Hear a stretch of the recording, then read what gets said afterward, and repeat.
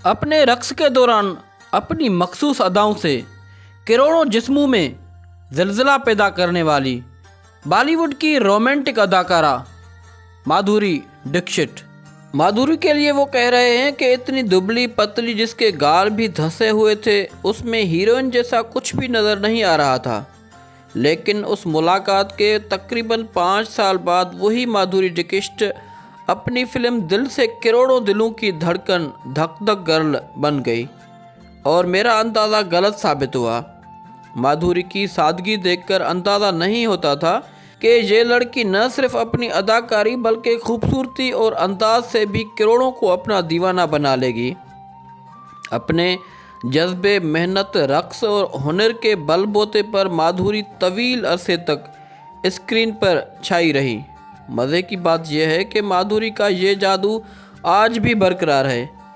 अब जबकि माधुरी अपने फिल्मी कैरियर के 38 साल मुकम्मल करके 55 साल की हो गई है, तब भी उनके मदाह उन्हें वही प्यार दे रहे हैं जो उनको बरसों पहले मिलता था।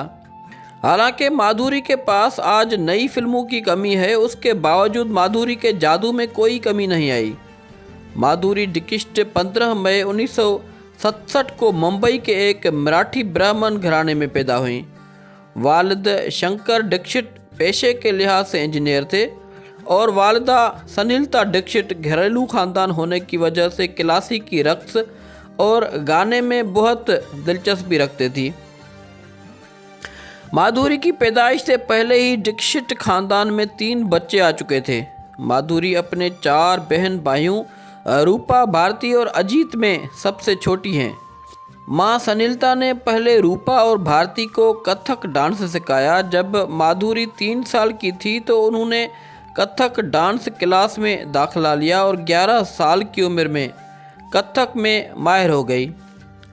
अगरचा माधुरी ने ग्रेजुएशन के लिए पार्ले कॉलेज में बीएससी में दाखिला लिया था, लेकिन फिल्मों की वजह से उन्होंने अपनी पढ़ाई जल्द ही दरमियान में छोड़ दी। जब माधुरी 17 साल की हुई तो उनकी सलाहियतों को हिदायतकार गोविंद मोहन ने देखा। उनकी मुलाकात ताराचंद बरजातिया और उनके बेटे राजकुमार बरजातिया से हुई। कुछ ही अरसे बाद वो उनकी फिल्म अबोध की हीरोइन बन गई थी। हिरन नाग की हिदायतकारी में बनी फिल्म में माधुरी गौरी नामी एक नौजवान खातून का किरदार अदा कर रही थी और मरकज़ी किरदार तापस पाल था। राजश्री प्रोडक्शन ने उस वक्त तक कई शानदार कामयाब फिल्में बनाई थी, लेकिन 1980 की दिहाई में उनकी कई फिल्में लगातार फ्लॉप हो गईं। अबोध का तो इतना बुरा हाल हुआ कि उसे पूरे मुल्क में दिखाया ही नहीं जा सका था। उससे माधुरी को बहुत दुख हुआ। कैरियर के इब्तदाई दिनों में माधुरी से मैंने पूछा था कि क्या आप बचपन से अदाकार बनना चाहती हैं? उस पर माधुरी ने बहुत साफ जवाब दिया कि मैं डॉक्टर बनना चाहती थी, लेकिन गोविंद मोहन अंकल से हमारी अच्छी वाकफियत थी। उनके कहने पर फिल्म की। तभी मुझे एलवी प्रसाद के सवाती में काम करने का मौका मिल गया और मेरी फिल्मों में दिलचस्पी पैदा हो गई। अगरचा माधुरी को अबोध के बाद आवारा बाप, सवाती, हिफाजत, उत्तर दक्षिण और खतरों के खिलाड़ी जैसी फिल्में मिली, लेकिन उनकी 7 फिल्में कतार में फ्लॉप हुई। उस नाकामी से माधुरी बुरी तरह टूट गई। उन दिनों को याद करते हुए माधुरी कहती हैं कि मैं घर में बहुत रोती थी, लेकिन माँ, मेरी बहनों ने मुझे हिम्मत दी। माँ कहती थी कि परेशान न हो, एक दिन तुम ज़रूर कामयाब होंगी। माँ की बातें फिर मौजज़ा बनकर सच साबित हुई जब उनकी फिल्म तेज़ाब 1988 में रिलीज़ हुई। फिल्म ने कामयाबी समेटी और उनकी डांसिंग टैलेंट को सराहा गया। जब माधुरी ने मोहिनी के तौर पर फिल्म के एक गाने 1 2 3 पर डांस किया तो फिर पीछे मुड़कर नहीं देखा।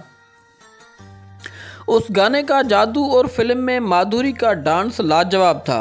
मुझे वो मनाज़र आज भी याद हैं। जब ये गाना आया तो थिएटर में बैठे लोग अपनी निशस्तों से उठकर नाचने लगे। बहुत से तमाशाई तो रक्स करते स्क्रीन के सामने पहुंचकर सके और नोटों की बारिश शुरू कर देते थे। उस गाने की वजह से हिंदी न जानने वालों को भी हिंदी की गिनती याद आ गई थी। बस तेजाब ने माधुरी की किस्मत बदल दी। माधुरी की उस कामयाबी ने उनके एतमाद में इजाफा किया। उनको यकीन हो गया कि अब वो आगे बढ़ रही हैं। तेजाब के साथ उसी साल उनकी एक और फिल्म ने भी धूम मचा दी। प्रोड्यूसर फिरोज़ खान की उस फिल्म में माधुरी दीक्षित के गाने आज फिर तुम पे प्यार आया है के मनाज़र ने भी उनको सुर्खियों में पहुंचा दिया। माधुरी को उन मनाज़र की वजह से तनकीद का निशाना भी बनाया गया। बाद में माधुरी ने अफसोस का इजहार भी किया।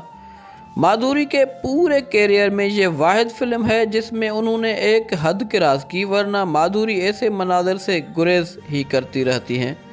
उसके बाद माधुरी ने आहिस्ता आहिस्ता हिंदी सिनेमा को अपनी गिरफ्त में लेना शुरू कर दिया। सभाष घई ने फिल्म राम लखन में माधुरी को उससे भी ज़्यादा शान और शौकत से दिखाया कि अब वो सुपरस्टार बन चुकी हैं।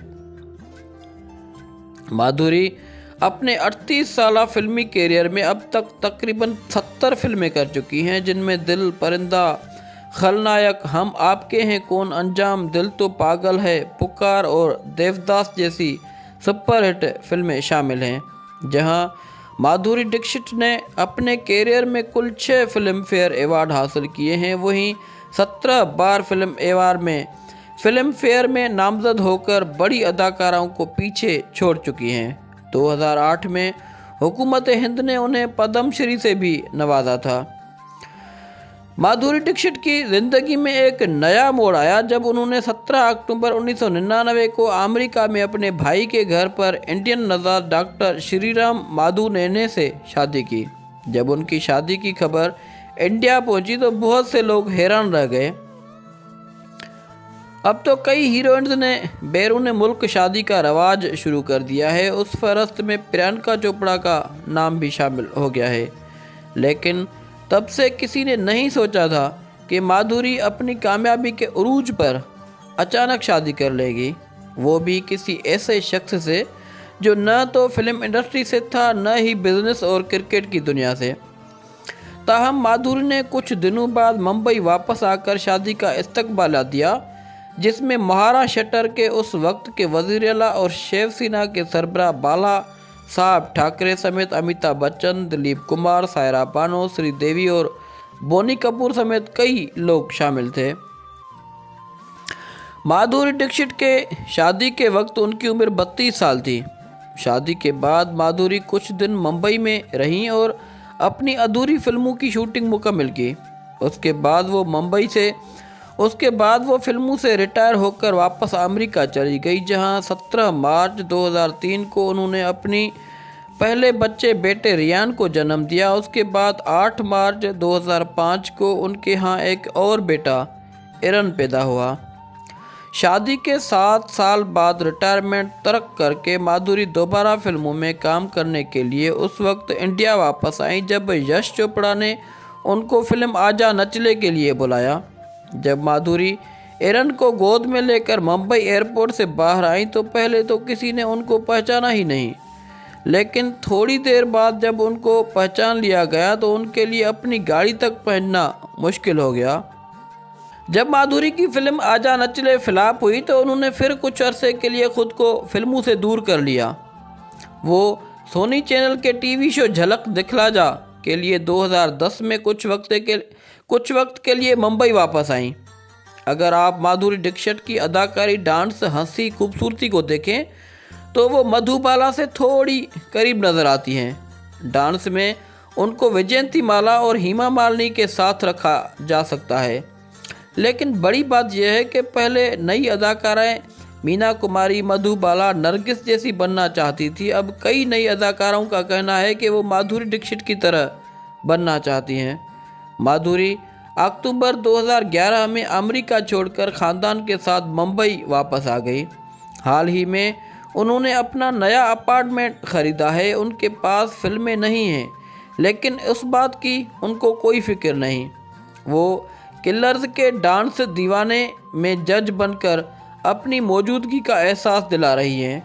माधुरी ने Netflix thriller web series the fame game करने में भी कोई हिचकिचाहट महसूस नहीं की। उसके साथ उन्होंने अपनी फिल्में बनाने की भी तैयारी कर ली है। बतौर प्रोड्यूसर उनकी मराठी फिल्म 15 अगस्त भी साल 2019 में रिलीज हुई थी। वो मुस्तकबिल के लिए कुछ स्क्रिप्ट्स पर भी काम कर रही हैं।